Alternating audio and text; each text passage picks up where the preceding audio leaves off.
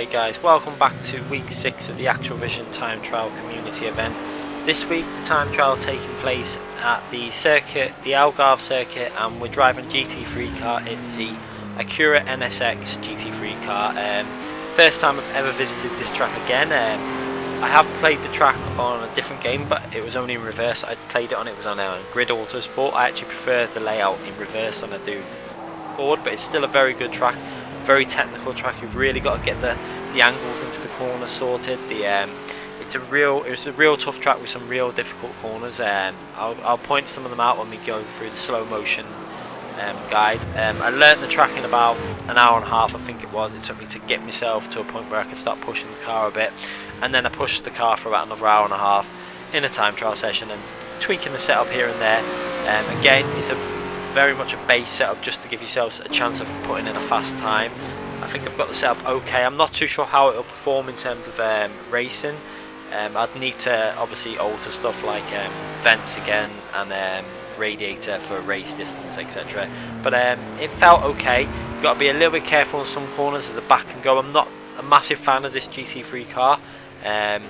It's not the worst car I've ever driven, but I wouldn't personally pick this car. It doesn't really suit my driving style, to be fair, but I think you'll enjoy driving it around this track anyways. It's good fun, hard track, and it's going to take some getting used. It's going to take some real nice driving to get a good clean lap in on this track. So I'll let you guys watch the lap that I did, and then we'll go through a slow motion replay.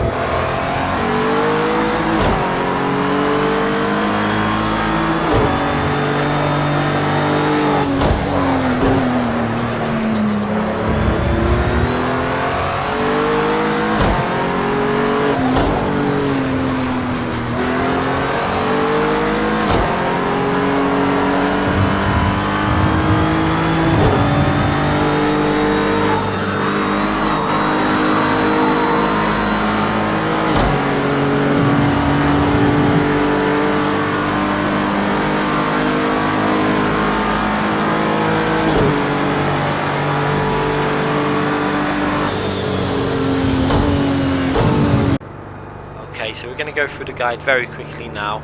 So going into turn 1, you want to get your car over to the left, braking just before the 100 on the left, and then down into third gear, and then as soon as you clip that curb you want to get back on the power as early as possible into fourth gear, and then we're flat out now all the way through these corners.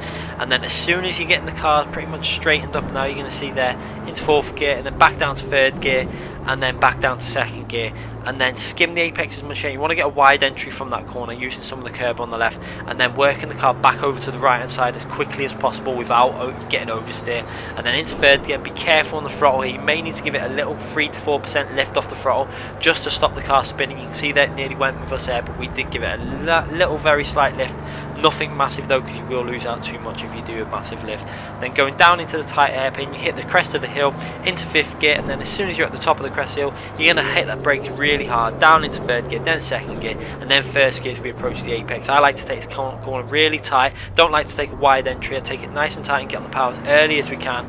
Use a little bit of the car's power to just steer us around that corner and get a nice boost down the straight. You lose a little bit as the traction control kicks in, but what you gain I think makes up for that.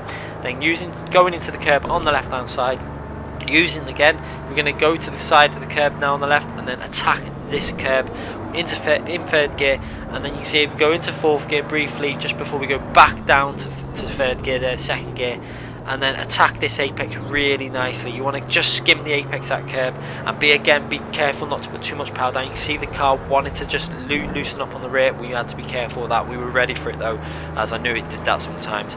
And then hard on the power, we're going to flat out through this left hand, and then this is a really tricky corner. It's one that I like to take round about the middle of the track. I don't like to run myself out to that left hand side because it campers off to the left and you will just ruin your line. So I stay to the middle of the track. You can see here we're nicely in the middle, down into third gear. Be careful not to downshift too fast into second gear. Use the curb on the right hand side and then hard on the power again, just to be careful not to lose that rear end there. You can see I was ready for it, and then hard on the power. Gonna then get the car over to the left hand side, hit the curb on the left, and just be careful not to run wide on this right hand side, as again you can get a track invalidated penalty for that. Down into the first gear, and then we're just going to try and skim this apex, and then we're going to get back into second gear. You can see there we're in second gear, and then slowly feed that throttle through.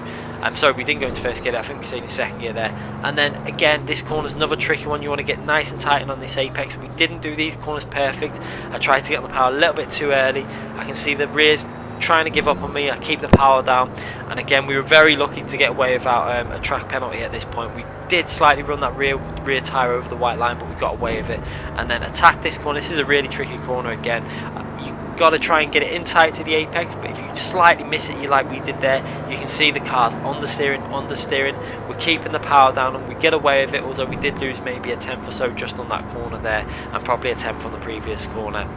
And then obviously we're going to just go flat out now to the finishing line, and we go over the line for a 1:42.4 I think it is. And again, I think there's definitely a lot more time to come out of this track with this car. I think with the setup I was running there, it's possible to get into the 41s, maybe a 41.6 to 7. I'm pretty confident I'll see someone from this community time trial hit a 41. So we'll go through the setup. You can see there we did slightly different to the either side of the setup for the cambers, etc. That's mainly because of the corners that were really hitting that left hand side, and you really want a bit more support on that left hand side of the car, so that's why we ran slightly different settings on the left hand side. With regards to the differential is really important for this car, I think, on this track, because of the way the corners are. You really got to get that differential right, and also putting the engine braking down to 1. It's hard to get the setup to work at that on 1, I find, on a lot of the cars, but I just don't like having engine braking on really high. It's something I don't like. Traction control, you can see that we had it on 50, quite high, and differential we had it quite low, 35 and 30, and we altered the bias ratio on power, you see there, just to try and cope with the changes we made.